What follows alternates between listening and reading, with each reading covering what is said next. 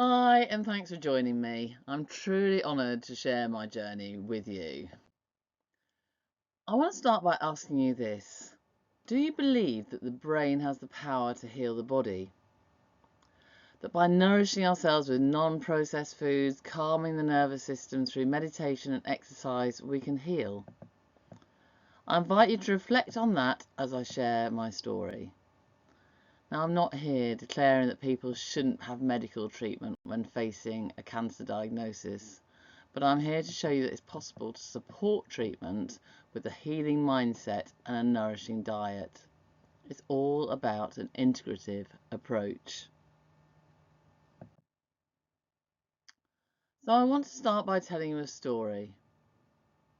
It's April 2021. We've had a year of yo-yo lockdowns and hope is in the air.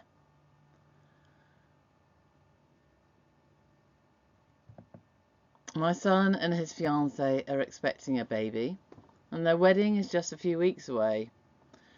We're heading to Mexico for a beach break, and it's filled with the promise of sun, rest, celebration, but life had other plans. So my long-term partner, James, of 19 years, has decided not to go due to medical reasons, so my son, daughter and myself set out for our beach break. Sylvia is already in the States preparing for the wedding with her family. Honestly, it's absolutely perfect. We've got pristine beaches, got cocktails, got good food, got massages. What's not to love? We've been here for just over a week, and it's a week now until the wedding. And I wake up in the night, I feel really, really poorly. I've got pain in my abdomen, in my kidneys, I'm sick, and I doze on and off, but I really, really don't feel very well. So I say to the kids, I must have been drinking too many cocktails. So I make an effort to rehydrate and I stay off the alcohol. I do feel a little bit better, but I'm still not brilliant. And it's now Sunday.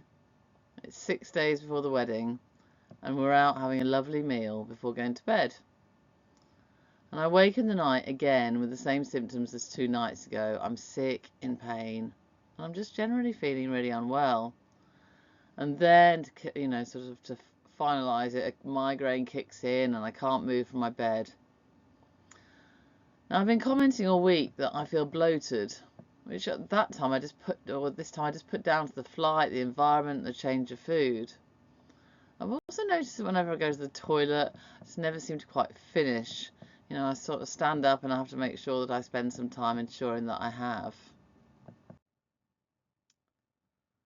So I call the hotel doctor, and 20 minutes later I'm in an ambulance heading to the hospital. Honestly, I felt really confused, scared. I was in a foreign country. I didn't know what was going on. I didn't know why I was being sent to hospital. I didn't know what the doctor had thought that she'd felt or whatever. So there was a lot of confusion, around this time. But my son came with me, and CT scans were taken, blood tests were performed, and the doctor pays me a visit and looking very confused. Just sort of saying, somebody from Gynae is coming to see you. We wait anxiously for his visit. Now, a lovely Mexican doctor turns up a while later and he explains that a CT scan shows large tumours on each ovary. Both are about 8 centimetres in size. And although they look cancerous, my blood tests aren't showing any tumour markers, so they can't really be certain. They want to keep me in overnight for observation to ensure I'm fully hydrated as well. And they will operate on me if my insurance company agree to this. And I'm sure you can imagine, again, I'm in complete shock, I'm overwhelmed, I'm really fearful, I'm really uncertain. I've been told that I might have cancer, and it's a shock to anybody just to hear those words. The insurance company decided that they want me to fly back to the UK.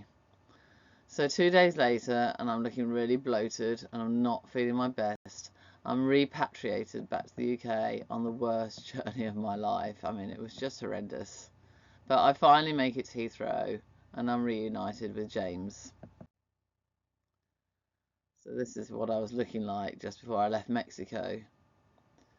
So get me home, please, I say as I burst into tears. I'm just finally releasing all the emotion that's been building up over this last few days.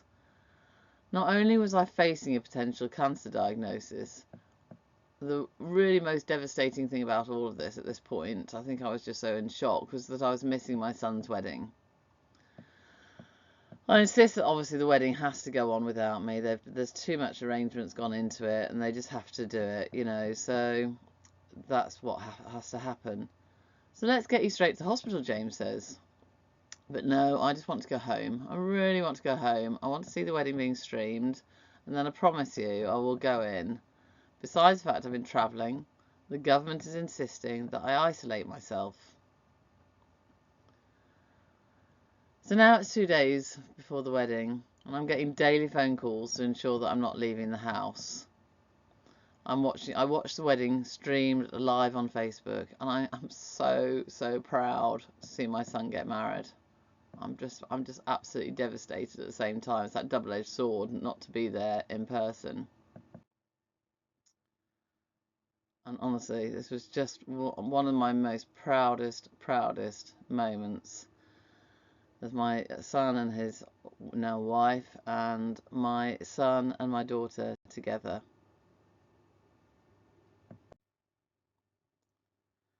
But in the morning, as promised to James, I call 111 and I explain my situation. And I'm feeling really dreadful by this point. I'm really sick, I'm really bloated, and obviously I need to be seen. So 111 suggested I do go straight to A&E, despite the isolation rule, and they call ahead to say that I'm on my way. Again, blood tests are taken, CT scans, taken again to confirm. And again, as before, there's no certainty because the tumour markers are normal. But I'm going to be kept in. My stomach is full of ascitic fluid, which is a symptom of quite advanced ovarian cancer, and it needs to be drained. So I'm upset, I'm confused, and I'm actually isolated in contagious diseases rather than a gynae ward, just because possibly I might have COVID. I've been travelling. So, there's so much fear around that time, wasn't there? So I'm vomiting, I'm dehydrated, and I honestly feel like I might die. So 3 days later, 12 litres of fluid are drained out of my abdomen, and I'm able to go home. Honestly, it's the most amazing relief. But I am quickly starting to feel unwell again within a few days.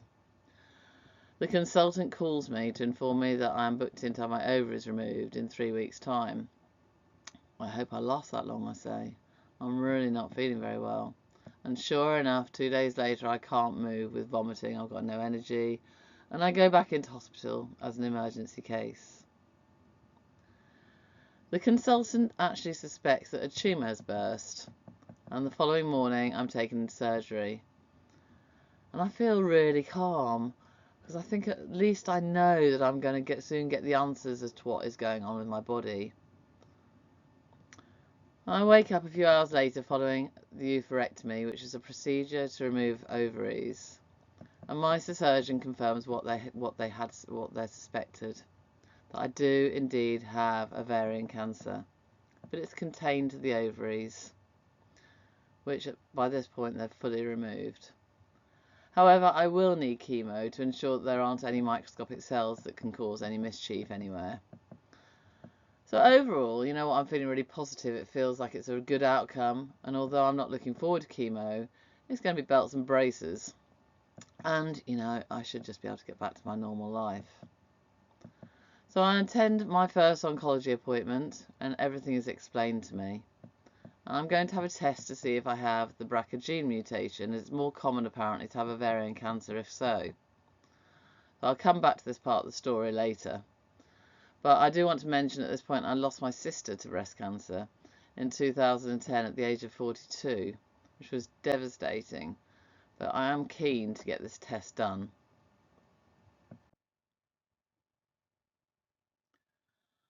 I became aware of the Sussex Cancer Fund as a charity in 2005. I had a partial hysterectomy, which was because I was found to have early grade cervical cancer following an abnormal smear.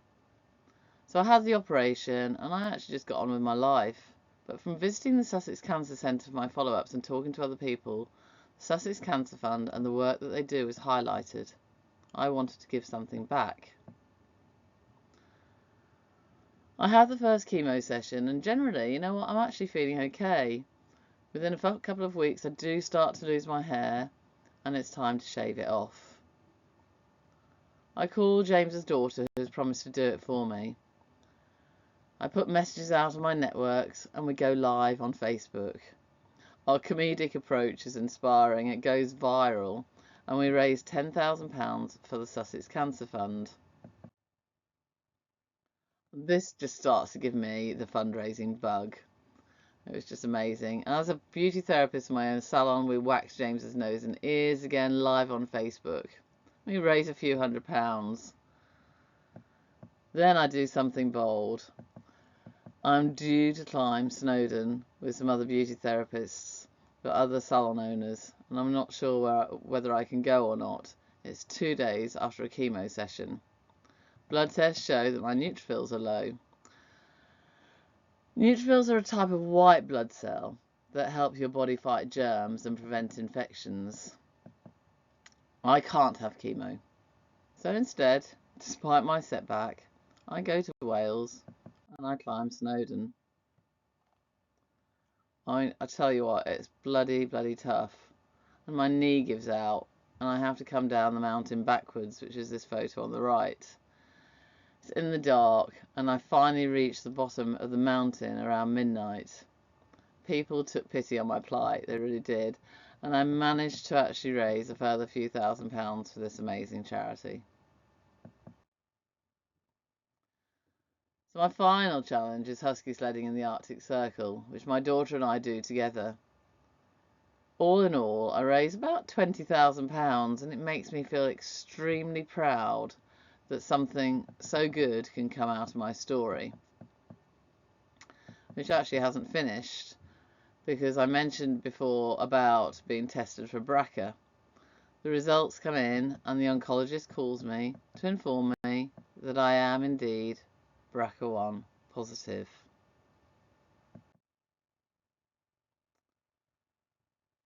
Now I want to just take a closer look at what the BRCA mutation means in terms of cancer risks. So the statistics shift dramatically for those carrying the gene mutation. Angelina Jolie made this much more widely talked about following her diagnosis and preventative mastectomy. But let's talk about what it is. It's a cancer gene mutation. We all actually have the BRCA gene, and normally it actually keeps everything lovely and healthy. But in my case, and the case of other people, it's mutated and it's inherited. We find out later it's come from my father's side of the family. There is a 50-50% chance of inheriting the mutation. So I just want to look at some statistics. A small percentage of people, about 1 in 400, carry mutated BRCA or BRCA2 genes. It is estimated that 1 in 8 women, or approximately 15%, will be diagnosed with breast cancer in her lifetime. But this actually increases massively to up to 65 to 85% lifetime risk in women with the BRCA1 gene. About 1.2% of women will develop ovarian cancer during their lives.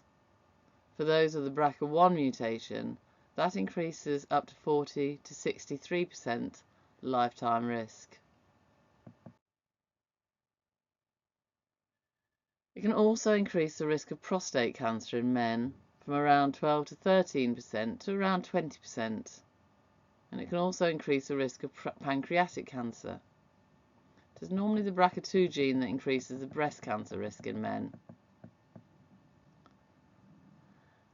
Now, just a point to make here that BRCA genes aren't the only cancer risk genes, but they are the gene mutations that increase the risk most significantly, which is why they're most widely talked about. So just to put this into some perspective with my family, my dad has had prostate cancer, my sister has passed away from a breast cancer, and I now have a journey with ovarian cancer.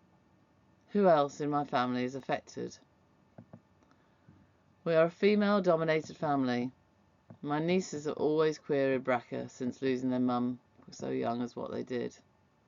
So my two nieces are tested for the gene, as are my son and daughter. The only one to escape the BRCA1 diagnosis is my son. The others all receive the absolutely devastating blow that they also carry this gene mutation. So what's next for them? The risks are considered really high, as we talked about. My family don't want the let's wait and see if we get it. They want to prevent it. This means big surgeries. So for all three of them, they've had full double mastectomies to remove as much breast tissue as possible. They were only 31, 29 and 25 respectively, my daughter being the youngest, when they undertook these major surgeries. Extremely frightening experiences and huge decisions that each of them have to make about their own bodies. In terms of ovaries, my eldest niece has had her fallopian tubes removed, as they are, apparently, some trials to show that this can lower her risk of ovarian cancer. She has two girls, both of which won't be tested until they are 18. And let's hope that advances in science, particularly around epigenetics, of which I will talk about briefly shortly, will hopefully mean that if either of them have inherited the gene, there may be less drastic options available to them. My other niece doesn't want a family, but if she's too young to be eligible yet to have her ovaries or fallopian tubes removed. My daughter would love a family, and one of the options available to her is to have IVF and have the eggs tested for the gene, for which they are just about to start the process of. It's such a massive deal for every single one of us. It's October 2021 and my chemo comes to the end. I'm scanned and everything is showing that I'm clear. And the icing on the cake comes when my granddaughter from my son and his wife is born a couple of weeks later, and we absolutely celebrate. Honestly, I'm so excited. I have a new life, and here there is my beautiful granddaughter who I may not have lived to see. I have everything to live for. It's Christmas Eve of 2021. James and I are home alone and we cook a beautiful meal. Now, in all fairness, I'd had a couple of glasses of wine, but the mood was right and we had been through so much as a couple, and here was my rock who had supported me all the way through without complaint, and I love him. I faced mortality and I want us to get married. Finally, after 19 years of being together. Mind you, he did think I was kidding when I first asked him. But we decided to get married, and we decided to get married in November 2022, around our 20th anniversary of when we first met.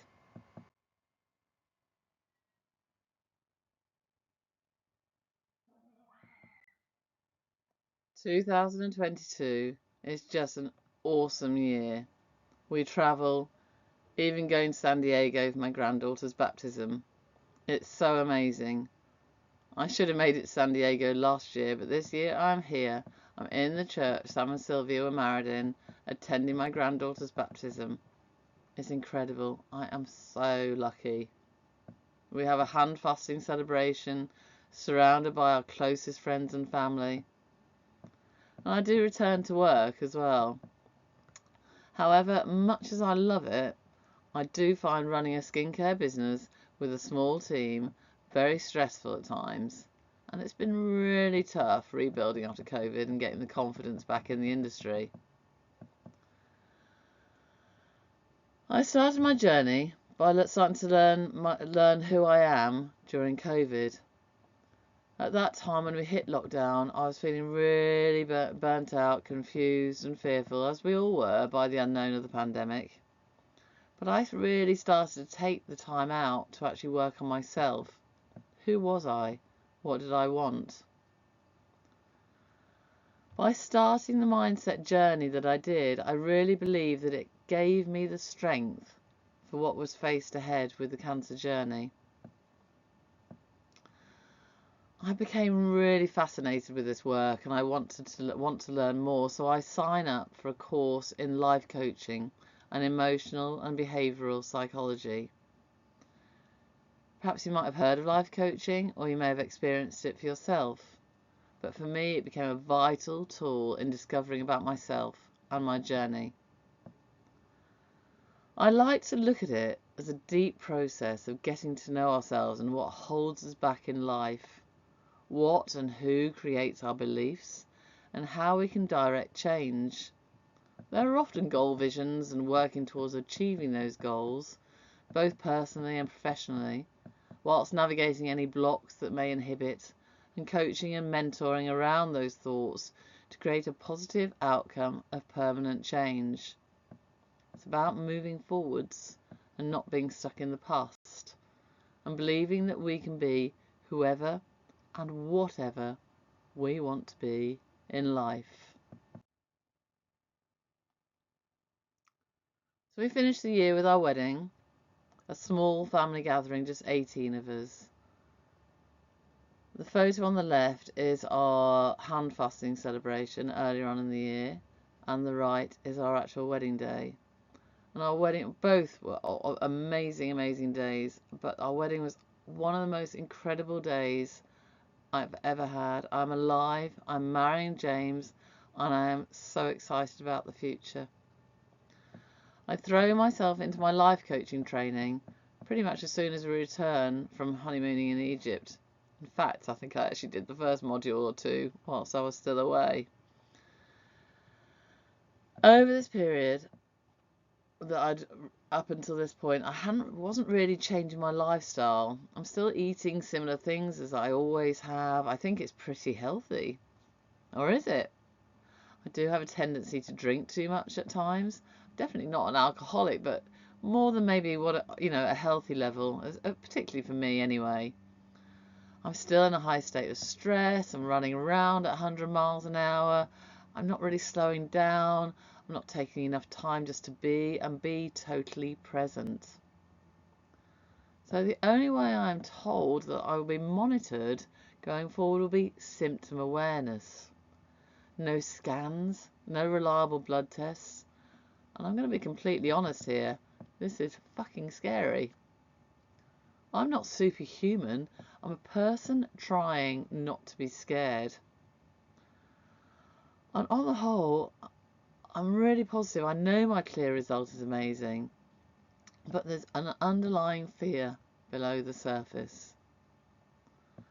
So I want to look at what the symptoms of ovarian cancer are.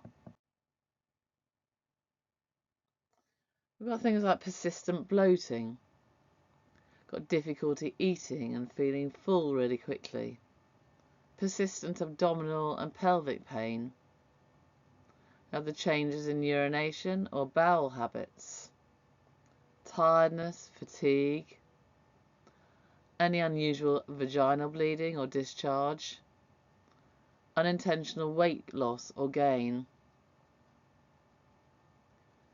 I never heard of these symptoms. I didn't understand why no one is talking about them. Why isn't anyone sharing about them? Please feel free to share this slide. I urge you to talk about these symptoms with your friends and family to ensure every woman knows what to look for. And as mentioned, please feel free to screenshot the slide, share it again with your friends, family, on socials. Honestly, please, it could really save a life.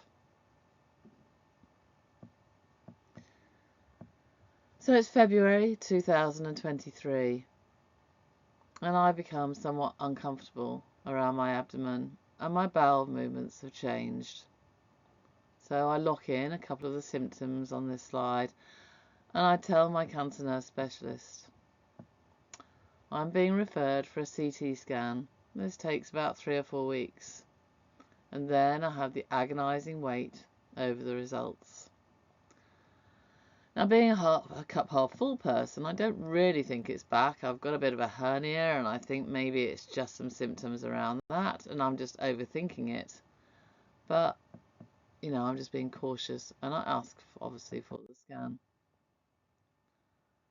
But a month later, I know it's back. We have the most amazing weekend away, but I feel poorly the whole time. We arrive home on Sunday evening, and I strip off and I look at myself in the mirror, and I burst into tears. I know what I'm facing. I've just chosen to ignore it, as all the signs are there. I know, and so does my husband, who comes and gives me a big hug. We lie in bed, cuddled up and crying together. My rock, my support, even though it's bloody hard for him too. I see the oncologist 2 days later, who confirms that I have a 7-centimetre mass in my pelvis with nodules of cancer all over my peritoneum. I am told that it won't be curable, but I may get periods of remission. Chemo will restart, and surgery will be considered after a few rounds to see if I'm operable. And I'm devastated. Honestly, I'm absolutely devastated to be facing my mortality again. The first few weeks are the hardest time I can remember out of all of it. I am completely overwhelmed and I'm traumatized. Anyone comes near me with a needle, I burst into tears. I'm grieving and I am fucking angry. But something in me changes, and I know that I have so much to live for, and I need to make massive changes to my internal environment, from what I eat to how I think.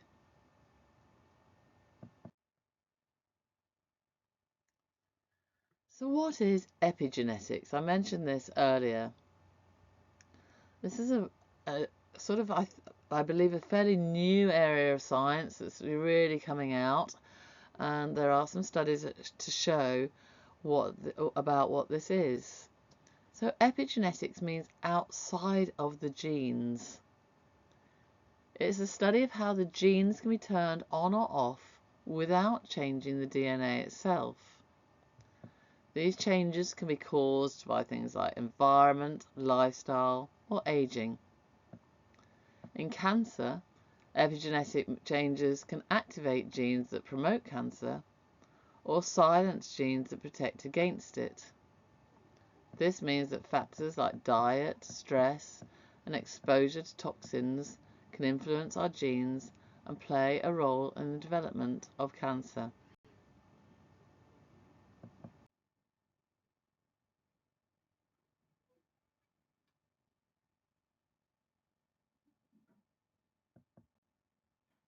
I start a meditation journey with a coach I know can help. He teaches me about the mind-body connection and how we can create healing if we truly believe it. I seek nutritional advice. I change my diet completely, eating an anti-inflammatory, low-carb, no-sugar diet. I look after my gut microbiome. I give up alcohol. I take high doses of cannabis oil, plus lots of other smaller changes that add up to big things. I sell my business to remove stress. I find joy and gratitude. I get into nature. I hug trees. I give myself back some element of control when everything else is so out of control. Here is some of the things that are included in my daily life. I've placed mindset at the top of the list because I truly believe that it's the most transformative and healing practice that we can do.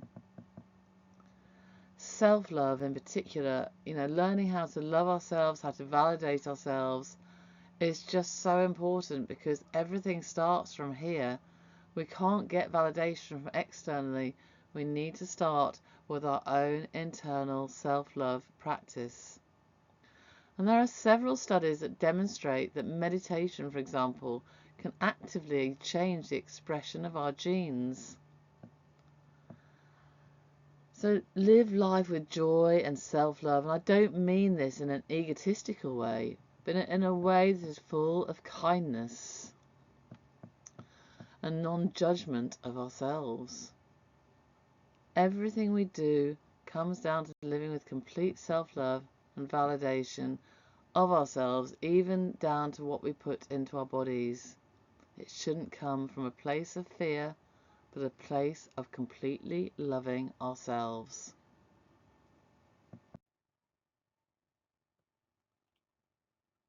So after 4 rounds of chemo, I again undergo surgery. And my surgeon's exact words are, "You are a miracle." All the nodules in my peritoneum have gone. The large tumour has shrunk from 7 centimetres to 3 centimetres. They removed it all in surgery. It wasn't the result they were expecting. The best possible outcome. And I truly believe this outcome was not only down to the wonders of medicine, but to my inner alchemist journey, to my dietary changes, my healing mindset, and my stress reduction. I am healed. This slide shows my mantra, what I used to say to myself every day. I didn't connect to having cancer, but I was undergoing a wellness journey. I am healed. Every cell in my body is healed. It is done. I finished my 6 rounds of chemo in December 2023. Now what? The moving on after cancer, especially twice, can feel really confusing. In a strange way, you actually become attached to the appointments, seeing the medics, and all of a sudden you're facing the world without the routine that you have become accustomed to. But I am positive and grateful to be alive, and I have a life to live. I see my daughter get married.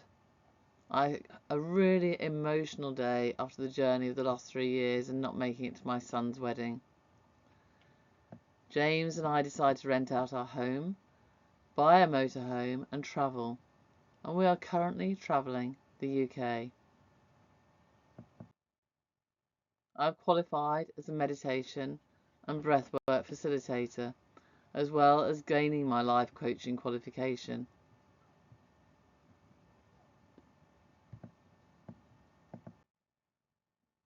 I am now coaching others going through a cancer diagnosis, as well as families offering support.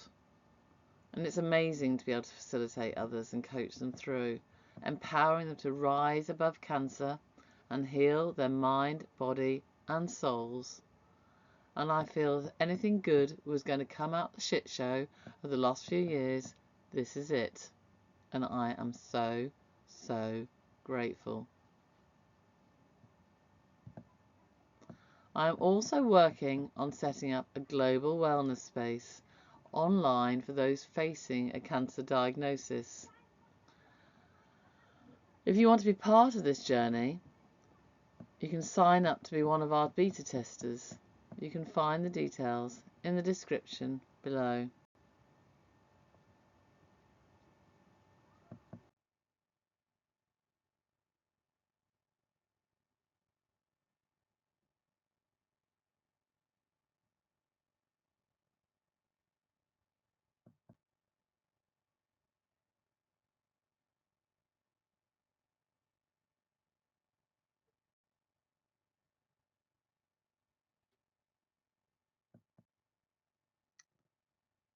James and I will continue to embrace every moment, knowing that each day is a gift. My journey has taught me that life's challenges, no matter how insurmountable they seem, can be met with resilience, hope, and love. So I am here, not as a victim of cancer, but as a believer in the power of the human spirit. Let my story be a testament to the fact that we all have the strength within us to overcome whatever life throws our way. Thank you for listening.